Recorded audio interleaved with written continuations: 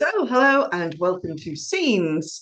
I was just going to say for July, because that's because we're recording in July, but of course, this will be shared to you first Sunday in August. So, welcome to August and hello to the future. So, we had four people volunteer this week. So, I just felt like doing something ever so slightly different.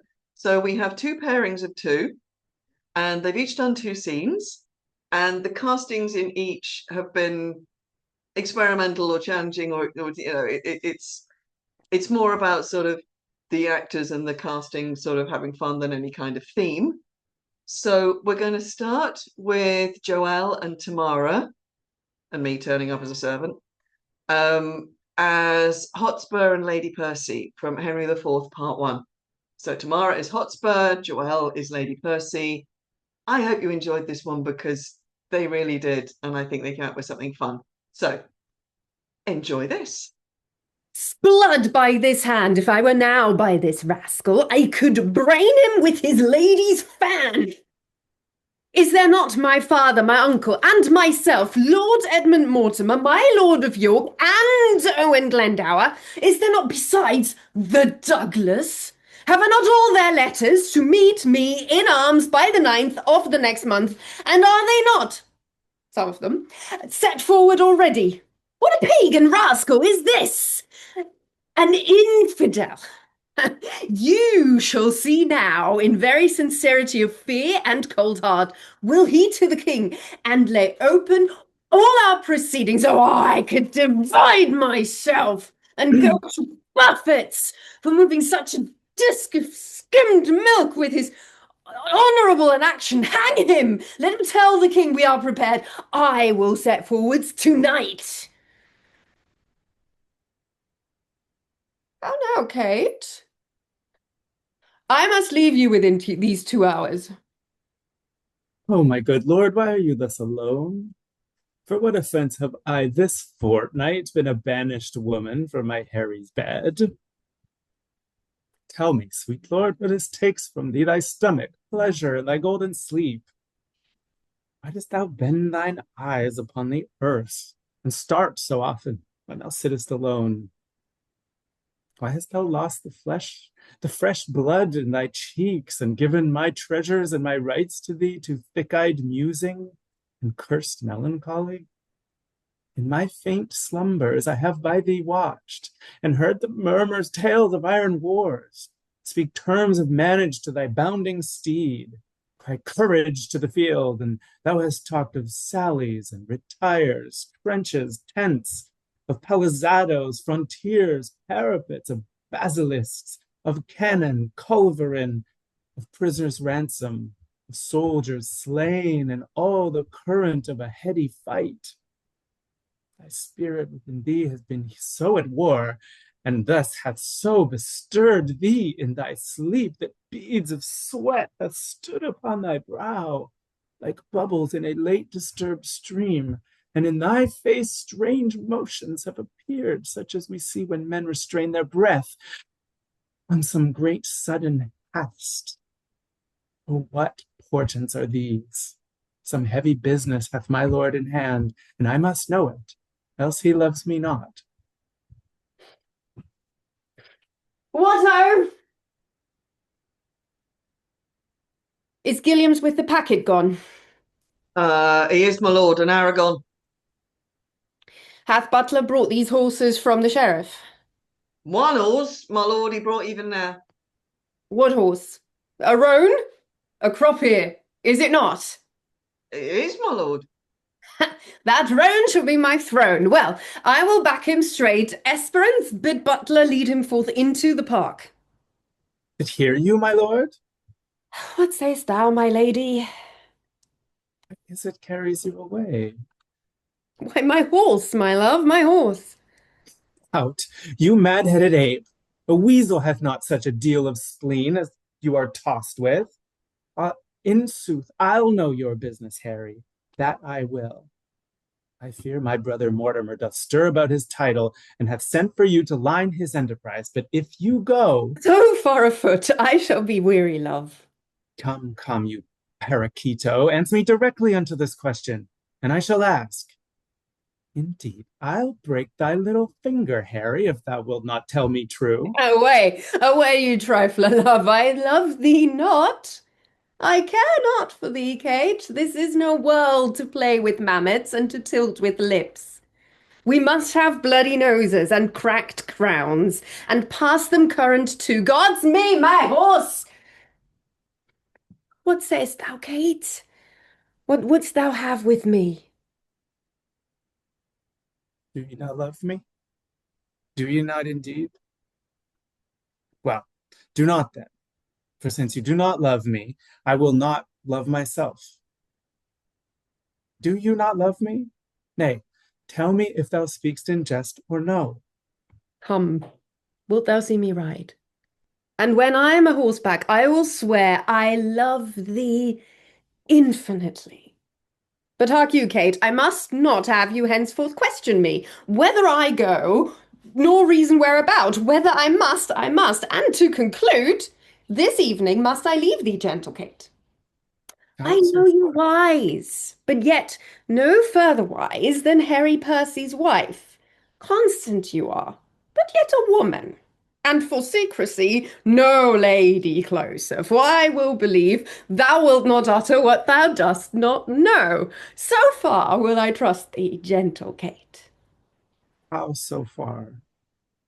Not an inch further. But hark you, Kate, whither I go, thither shall you go too. Today will I set forth, tomorrow you. Will this content you, Kate? It must, of course. Okay. See, I told you that was a fun one. So now we have the same pairing with me very briefly as Peter, doing one of everybody's favorite scenes from Romeo and Juliet. Yes, we've done it a lot, but it's always good. And I just decided to have a little bit more fun with the casting and throw Tamara in as Nurse. She was just our Juliet. I was like, go on, you've never been Nurse. Be Nurse. It's a great fun scene to play as Nurse. And of course, giving Joelle a chance at Juliet. And again, they turned out something which I think is a bit special. So very much hope that you enjoy this little bit of Romeo and Juliet. The clock struck 9 when I did send the nurse. In half an hour she promised to return. Perhaps she cannot meet him. It's not so. Oh, she is lame. Love's herald should be thoughts, which 10 times faster glides than the sun's beams, driving back shadows over lowering hills. Therefore do nimble pinioned doves draw love, and therefore hath the wind swift Cupid's wings. Now is the sun upon the highmost hill of this day's journey, and from 9 till 12 is 3 long hours, yet she has not come. Had she affections and warm youthful blood, she would be as swift in motion as a ball. My words would bandy her to my sweet love, and his to me. But old folks, many fain as they were dead, unwieldy, slow, heavy, and pale as lead.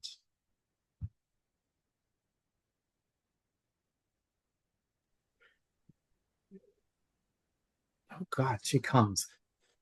Oh, honey nurse, what news? Hast thou met with him? Send thy man away. Peter, stay at the gate. Now, good, sweet nurse. Oh Lord, why lookest thou sad? Though news be sad, yet tell them merrily. If good, thou shamest the music of sweet news by playing it to me with so sour a face. I am aweary. Give me leave a while. Fie, how my bones ache. What a jaunt have I had. Thou hadst thy bones, and I thy news.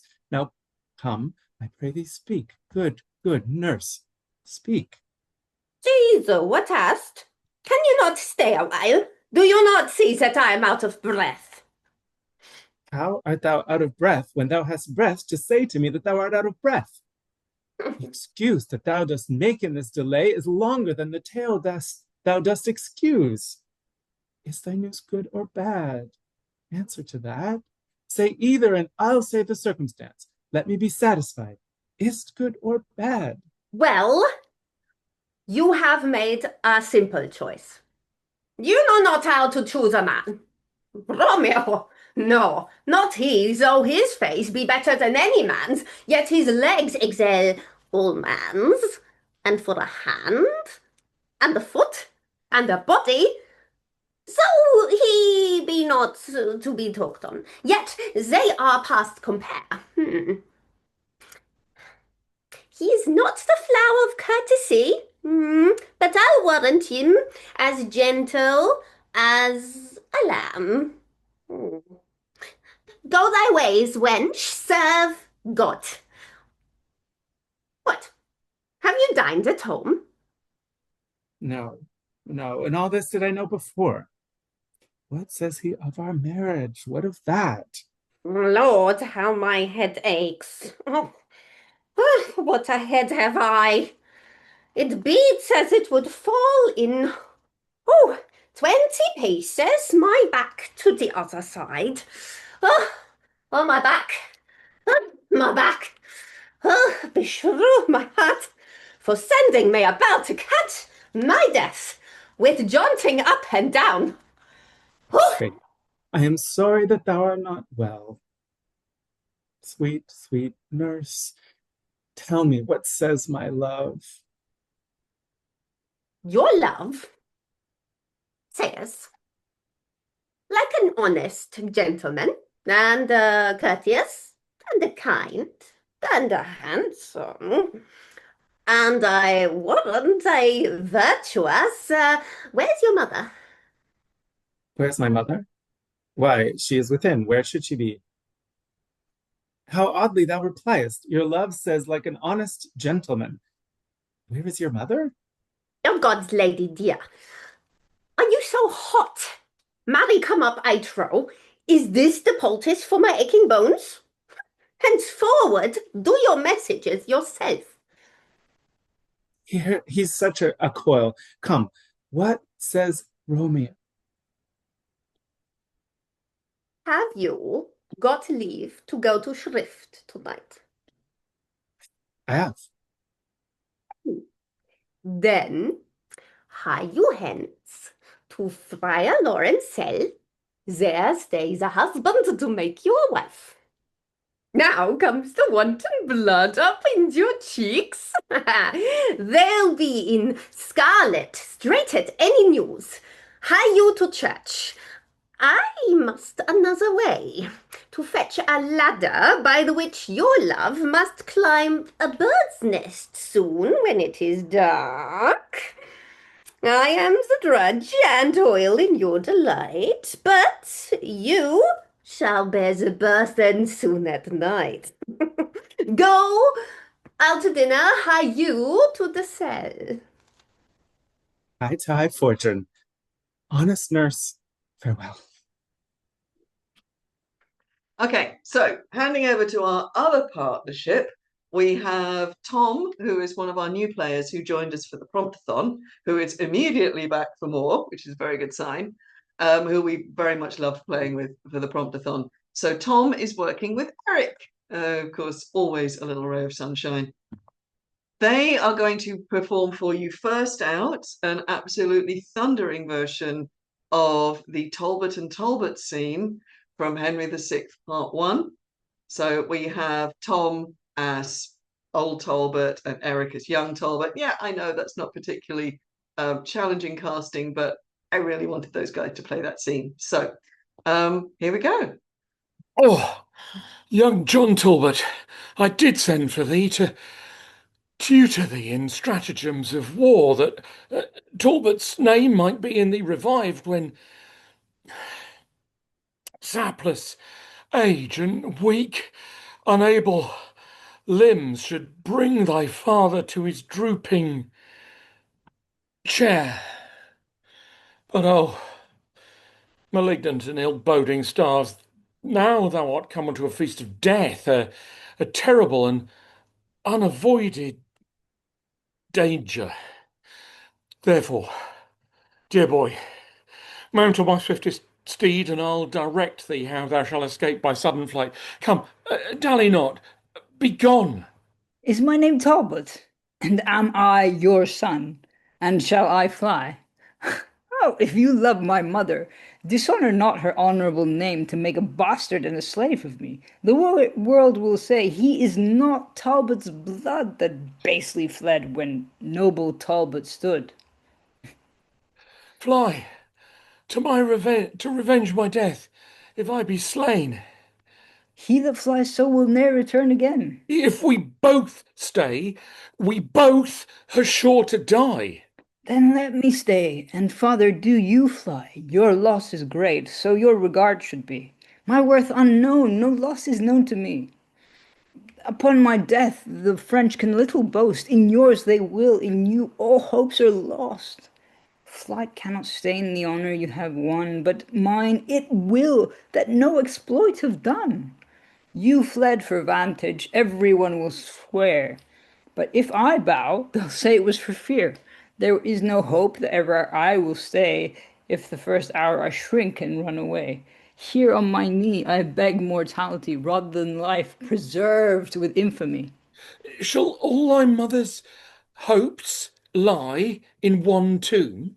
Ay, rather than I'll shame my mother's womb. Upon my blessing, I command thee, go! To fight I will, but not to fly the foe. Part of thy father may be saved in thee. No part of him but will be shame in me. Thou never hadst renown, nor canst not lose it. Yes, your renowned name. Shall flight abuse it? Thy father's charge shall clear thee from your stain. You cannot witness for me being slain. If death be so apparent, then both fly. And leave my followers here to fight and die. My age was never tempted with such shame. And shall my youth be guilty of such blame? No more can I be severed from your side than can yourself in twain divide.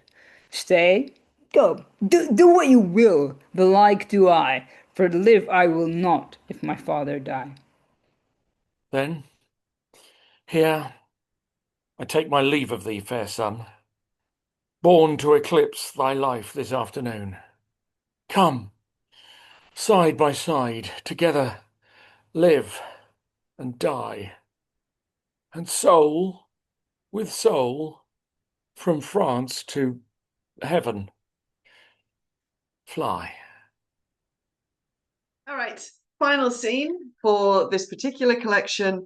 We have a completely, I just picked something. I thought this is just going to be fun. I want to give them something different to do.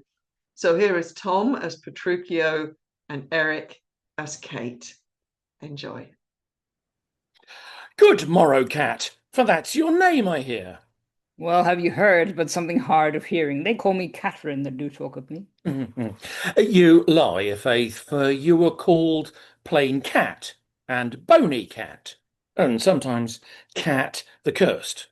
But cat, the prettiest cat in Christendom, cat of cat hall, my super dainty cat. For dainties are all cats, and therefore, cat, take this of me, cat of my consolation. Hearing thy mildness praised in every town, thy virtue spoke of, and thy beauty sounded, yet not so deeply as to thee belongs, myself am moved to woo thee for my wife. Moved in good time, let him that moved you hither remove you hence. I knew you at the first, you were immovable. Aye, what's movable? A joined stool.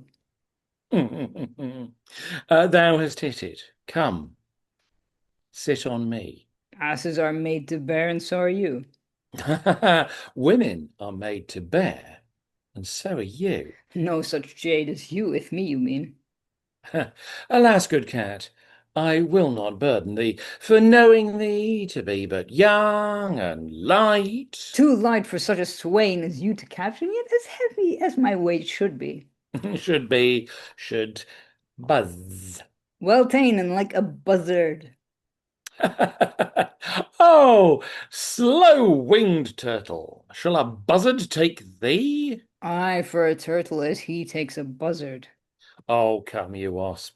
In faith, you're too angry. If I be waspish, best beware my sting. My remedy is then to pluck it out. Aye, if the fool could find where it lies. Who knows not where the wasp does wear his sting? In his tail. In his tongue. Whose tongue? Yours, if you talk of tales, and so farewell. What, with my tongue? In your tail? Nay, come again, good cat. I'm a gentleman. That I'll try.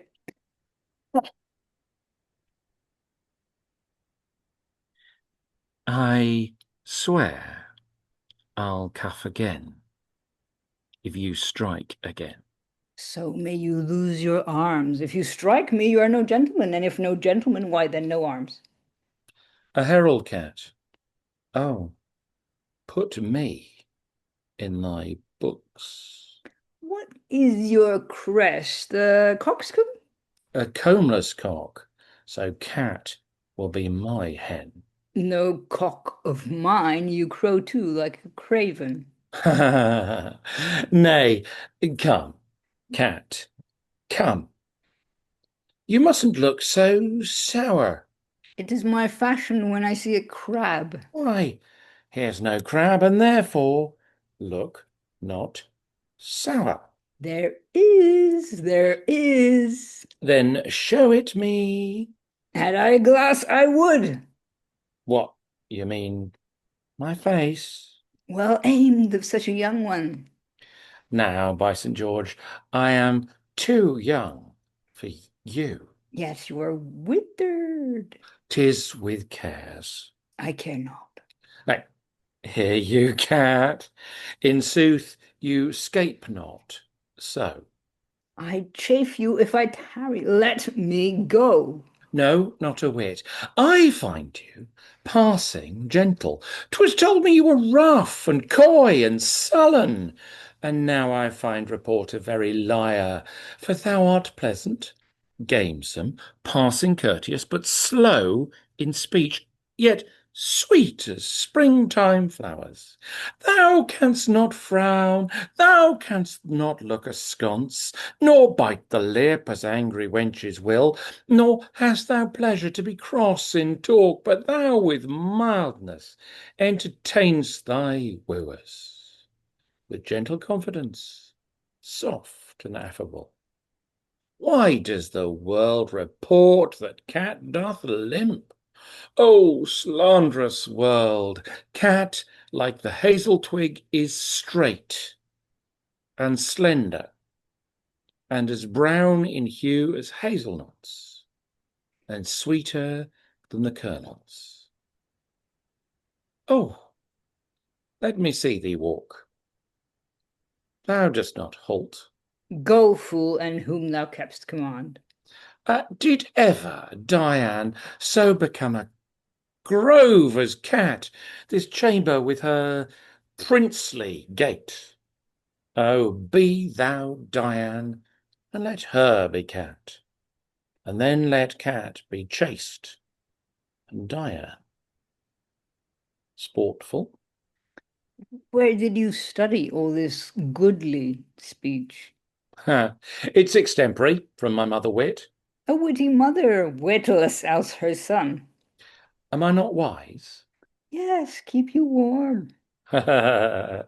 Marry, I mean, sweet Catherine, in thy bed, and therefore, setting all this chat aside, thus in plain terms, your father hath consented that you shall be my wife. Your dowry agreed on, and willy-nilly I will marry you. Now, cat, I'm a husband for your turn, for by this light, whereby I see thy beauty that doth make me like thee well, thou must be married to no man but me.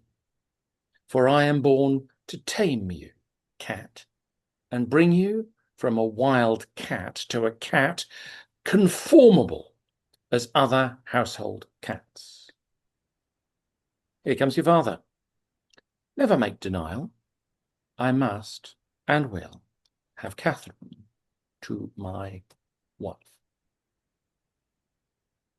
See? Always good fun to do things like this. I love doing these little scenes things because now I'm sort of going, now I want all those plays to happen with those castings. Just I want to see what the whole thing's going to look like. So I'm going to bid you farewell for scenes for August this year. We'll be back in September, when again we will be preparing Arden of Faversham for you for our September 21st return to full online plays. Don't hang up though, don't go away anywhere, because at time of recording, I'm not sure how many there are going to be, but at least 2 of our actors have elected to do an extra monologue just for you, for our Patreon patrons. So there will be at least 2 extra pieces coming after this. Please enjoy. They are made for you to show our appreciation. We enjoy doing it. We hope you enjoy watching it. We wish you a very happy summer. We thank you as ever. And yeah, we look forward to continuing to entertain you come the autumn. So we'll send you all the best news that we can from Shakespeare North next week, as it is now. And yes, so thank you very much, and see you all next time.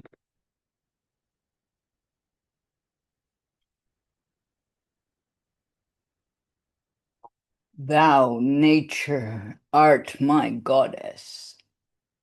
To thy law my services are bound. Wherefore should I stand in the plague of custom, and permit the curiosity of nations to deprive me, for that I am some 12 or 14 moonshines lag of a brother? Why, bastard, wherefore base? When my dimensions are as well compact, my mind as generous, and my shape as true as honest madam's issue. Why brand they us with base, with baseness, bastardy, base, who in the lusty stealth of nature take more composition and fierce quality than doth within a dull, stale, tired bed go to the creating a whole tribe of fops got tween asleep and wake. Well, then, legitimate Edgar, I must have your land. Our father's love is to the bastard Edmund, as to the legitimate. Fine word, legitimate. Well, my legitimate, if this letter speed, and my invention thrive, Edmund the base shall top the legitimate. I grow, I prosper. Now, gods, stand up for bastards.